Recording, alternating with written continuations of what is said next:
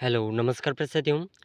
देखिए इस क्लास के अंदर हम राजस्थान के पशु परिचर और सीटी एग्ज़ाम 2024 की तैयारी के लिए राजस्थान जीके के कुछ महत्वपूर्ण प्रश्न देख रहे हैं। जो प्रश्न आपके आने वाले एग्ज़ाम जो 27 सितंबर को आपका सीटी का एग्ज़ाम शुरू हो रहा है, उस एग्ज़ाम के लिए बहुत ही महत्वपूर्ण प्रश्न हैं और इनमें से बहुत से प्रश्न आपको 27 सितंबर वाले पेपर के अंदर देखने को मिल जाएँगे। तो बहुत ही महत्वपूर्ण प्रश्न हैं और इसी के साथ अगर आप पशु परिचर की तैयारी कर रहे हैं, तो उस परीक्षा के लिए भी ये प्रश्न बहुत ही महत्वपूर्ण रहने वाले हैं। ठीक है?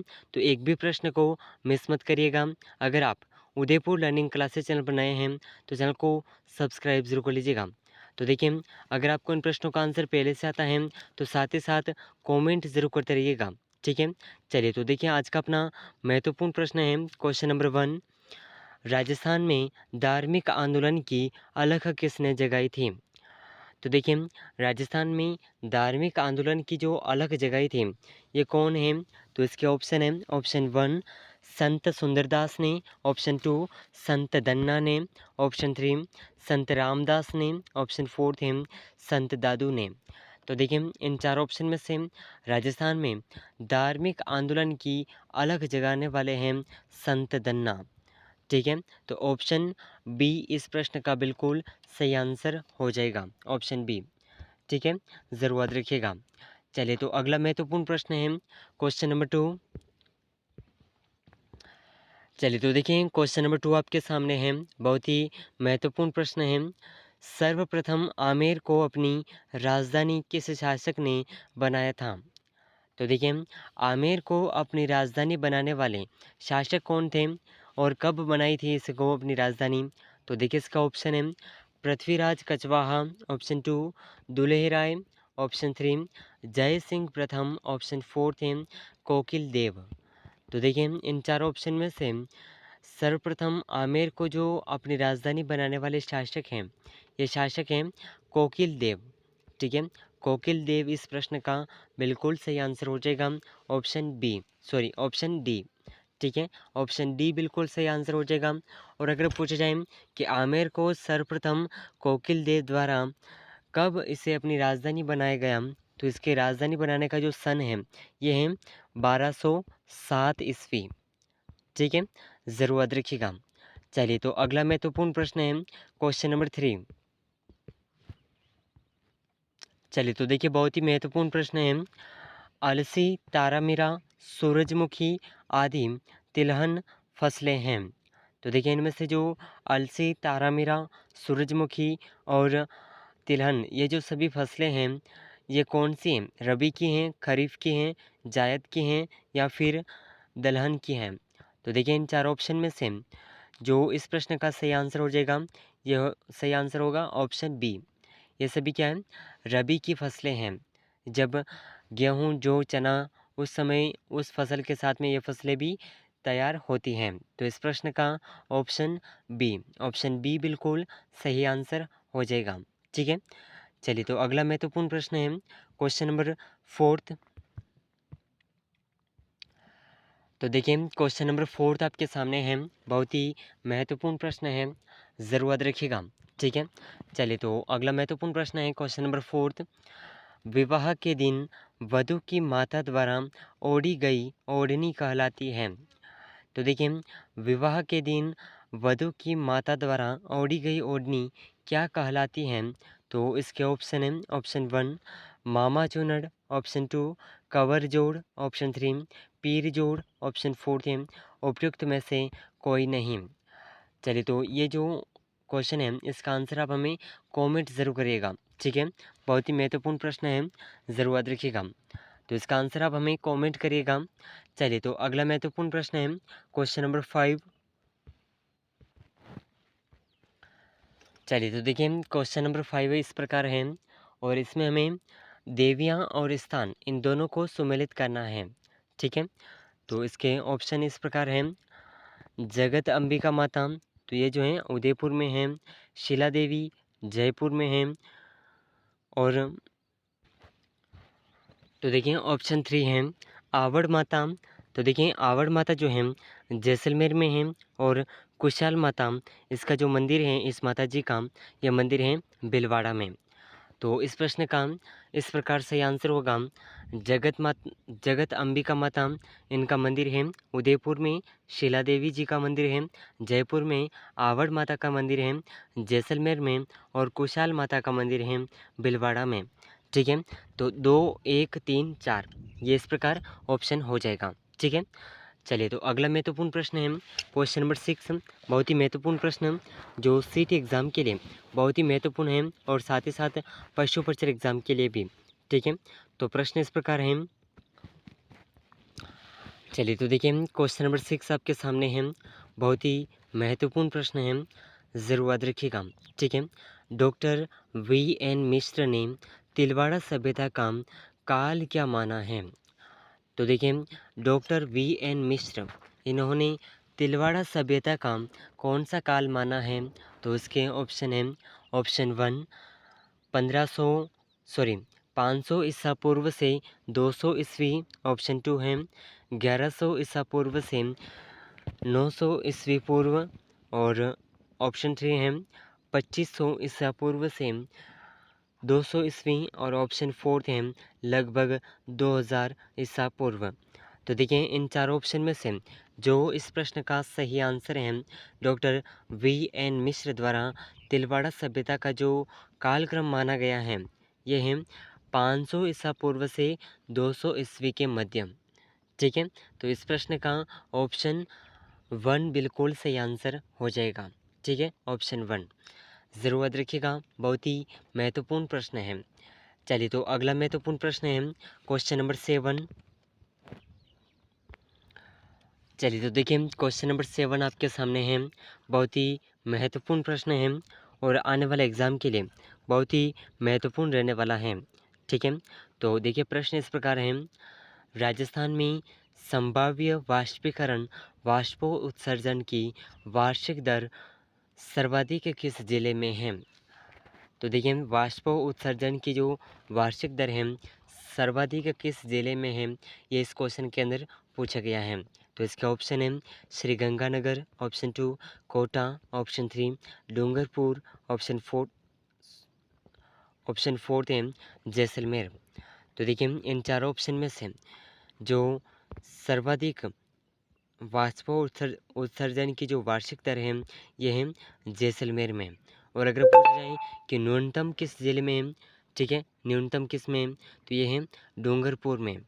ठीक है, डूंगरपुर में न्यूनतम है। ठीक है, तो ज़रूर याद रखिएगा, बहुत ही महत्वपूर्ण प्रश्न है। चलिए तो अगला महत्वपूर्ण प्रश्न क्वेश्चन नंबर 8। चलिए तो देखिए क्वेश्चन नंबर 8 आपके सामने है। बहुत ही महत्वपूर्ण प्रश्न है, ज़रूर याद रखिएगा। ठीक है, बहुत ही महत्वपूर्ण प्रश्न है। तो देखिए प्रश्न इस प्रकार है। कोपेन द्वारा प्रस्तुत जलवायु प्रदेशों में राजस्थान में कौन सा युग्म सुमेलित नहीं है? तो देखिए कोपेन द्वारा प्रस्तुत जलवायु प्रदेशों में से राजस्थान में जो युग्म सही सुमेलित नहीं है वो अपना इस प्रश्न का सही आंसर हो जाएगा। ठीक है, तो देखिए इसका ऑप्शन है ऑप्शन 1 AW राजस्थान का दक्षिणी भाग, CWG राजस्थान का दक्षिणी पूर्वी भाग, BWHW जैसलमेर और बीकानेर, BSHW हनुमानगढ़ और श्रीगंगानगर। तो देखिए ये जो मिलान दे रखे हैं इसमें से जो सही युग्म नहीं है ये हो जाएगा ऑप्शन बी। ऑप्शन बी इस प्रश्न का बिल्कुल सही आंसर हो जाएगा। ठीक है, CWG राजस्थान का दक्षिणी पूर्वी भाग, तो ये इस प्रश्न का बिल्कुल सही आंसर हो जाएगा, ज़रूर याद रखिएगा। चलिए तो देखिए अगला महत्वपूर्ण प्रश्न है क्वेश्चन नंबर 9। चलिए तो देखिए क्वेश्चन नंबर 9 आपके सामने है। बहुत ही महत्वपूर्ण प्रश्न है, ज़रूर याद रखिएगा। ठीक है, तो देखिए प्रश्न इस प्रकार है। रामदेव जी के मौसेरे भाई थे। तो देखें रामदेव जी के मौसेरे भाई कौन थे? तो इसका ऑप्शन है पाबू जी, हड़बू जी, तेजा जी, गोगा जी।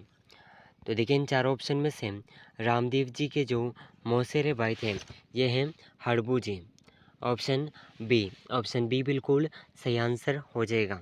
ठीक है, तो इस प्रश्न का ऑप्शन बी बिल्कुल सही आंसर है, ज़रूर याद रखिएगा, बहुत ही महत्वपूर्ण प्रश्न है। ठीक है, चलिए अगला महत्वपूर्ण प्रश्न, क्वेश्चन नंबर 10। चलिए तो देखिए, बहुत ही शानदार प्रश्न आपके सामने है। क्वेश्चन नंबर 10, निम्नलिखित में से किन स्थानों पर चमड़ा आधारित लघु उद्योग स्थित हैं? तो देखिए, ऐसे कौन से स्थान हैं जहां पर चमड़ा आधारित लघु उद्योग स्थित हैं? तो इसके ऑप्शन हैं, ऑप्शन 1 बीकानेर और जैसलमेर, ऑप्शन 2 कोटा और गंगानगर, ऑप्शन 3 है जयपुर और जोधपुर, ऑप्शन 4 है पाली और अलवर। तो देखिए, इन चारों ऑप्शन में से जो इस प्रश्न का सही आंसर है, निम्नलिखित में से उन स्थानों पर जो चमड़ा आधारित लघु उद्योग हैं, ये स्थान हैं जयपुर और Jodhpur. Option C, option C इस प्रश्न का बिल्कुल सही आंसर हो जाएगा। ठीक है, ज़रूर याद रखिएगा, बहुत ही महत्वपूर्ण प्रश्न है। चलिए तो अगला महत्वपूर्ण प्रश्न है क्वेश्चन नंबर 11। बहुत ही शानदार प्रश्न है। तो चलिए देखिए, क्वेश्चन नंबर 11 आपके सामने है। कनौज को लेकर त्रिपक्षीय संघर्ष की शुरुआत किसके समय हुई? तो देखिए, कनौज एक क्षेत्र या स्थल का नाम है। ठीक है, क्षेत्र का नाम है जिसे लेकर के त्रिपक्षीय संघर्ष की शुरुआत किस शासक के समय हुई थी? तो इसके ऑप्शन है, ऑप्शन 1 नागभट्ट प्रथम, ऑप्शन 2 नागभट्ट द्वितीय, ऑप्शन 3 वत्सराज, ऑप्शन 4 है मिहिर भोज। तो देखिए, इन चार ऑप्शन में से जो कनौज को लेकर के त्रिपक्षीय संघर्ष का युद्ध की जो शुरुआत हुई थी, यह वत्सराज के समय हुई थी। ठीक है, तो ऑप्शन सी बिल्कुल सही आंसर हो जाएगा। ठीक है, ऑप्शन सी। चलिए तो अगला महत्वपूर्ण प्रश्न, क्वेश्चन नंबर 12। चलिए तो देखिए, क्वेश्चन नंबर 12 आपके सामने है। बहुत ही महत्वपूर्ण प्रश्न। ठीक है, बहुत ही महत्वपूर्ण प्रश्न है, ज़रूर याद रखिएगा। ठीक है, तो देखिए प्रश्न इस प्रकार है कि निम्नलिखित में से कौन से लोक देवता जैसलमेर के राव राणकदेव भाटी से युद्ध करते हुए वीर गति को प्राप्त हुए? तो देखिए, ऐसे कौन से लोक देवता हैं जो जैसलमेर के राणकदेव भाटी से युद्ध करते हुए वीर गति को प्राप्त हुए?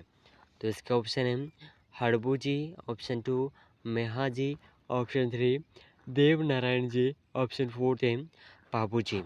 तो देखिए, इन चार ऑप्शन में से जो सही आंसर है, ये सही आंसर हो जाएगा हड़बू जी और मेहा जी। तो देखिए, इनमें से जो सही आंसर है ऑप्शन बी,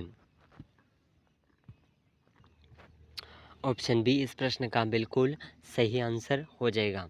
ठीक है, चलिए तो अगला महत्वपूर्ण प्रश्न है क्वेश्चन नंबर 14। बहुत ही महत्वपूर्ण प्रश्न है, ज़रूर याद रखिएगा। ठीक है,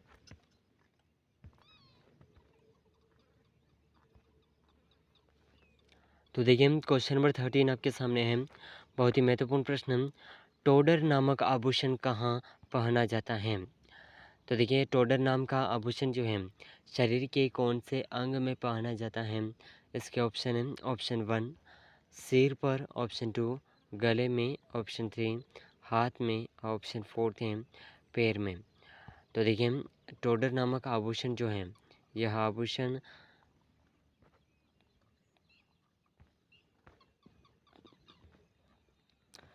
ऑप्शन डी बिल्कुल सही आंसर हो जाएगा। ठीक है, ऑप्शन डी। चलिए तो अगला महत्वपूर्ण प्रश्न है क्वेश्चन नंबर 14। चलिए तो देखिए, क्वेश्चन नंबर 14 आपके सामने है। शुक्र नीति के अनुसार किस दुर्ग को सर्वश्रेष्ठ बताया गया है? तो देखिए, शुक्र नीति के अनुसार कौन सा दुर्ग है जिसे सर्वश्रेष्ठ बताया गया है? तो इसके ऑप्शन है, ऑप्शन 1 सैन्य दुर्ग, ऑप्शन 2 गिरी दुर्ग, ऑप्शन 3 सहाय दुर्ग, ऑप्शन 4 है पारिक दुर्ग। तो देखिए, इन चार ऑप्शन में से शुक्र नीति के अनुसार जिस युद्ध को सर्वश्रेष्ठ दुर्ग बताया गया है, यह है सैन्य दुर्ग। ठीक है, ऑप्शन 1, ऑप्शन 1 इस प्रश्न का बिल्कुल सही आंसर हो जाएगा। ठीक है, चलिए तो अगला महत्वपूर्ण प्रश्न है क्वेश्चन नंबर 15। चलिए तो देखिए क्वेश्चन नंबर 15 आपके सामने है। बहुत ही महत्वपूर्ण प्रश्न। तुलजा भवानी मंदिर व नवलखा भंडार किस दुर्ग में स्थित हैं? तो देखिए इसका ऑप्शन है तुलजा भवानी मंदिर और नवलखा भंडार जिस दुर्ग में स्थित हैं, तो इसके ऑप्शन है मेहरानगढ़, रणथंभौर, कुंभलगढ़ और चित्तौड़गढ़। तो इसका सही आंसर हो जाएगा ये सभी चित्तौड़गढ़ में स्थित हैं। तो ऑप्शन वन इस प्रश्न का बिल्कुल सही आंसर हो जाएगा।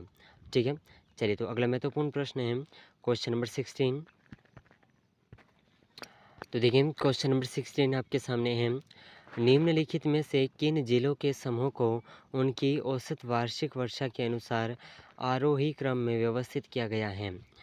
तो देखिए हमें उन जिलों को पहचान करनी है जिनकी औसत वार्षिक वर्षा के अनुसार आरोही क्रम में व्यवस्थित किया गया है। तो इसके ऑप्शन है जयपुर, चूरू और अजमेर। ऑप्शन 2 जोधपुर, राजसमंद और उदयपुर। ऑप्शन 3 बांसवाड़ा ऑप्शन 3 है बाड़मेर, बूंदी और सीकर।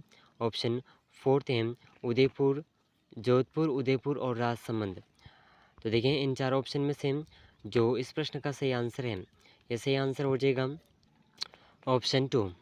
ऑप्शन 2 इस प्रश्न का बिल्कुल सही आंसर हो जाएगा।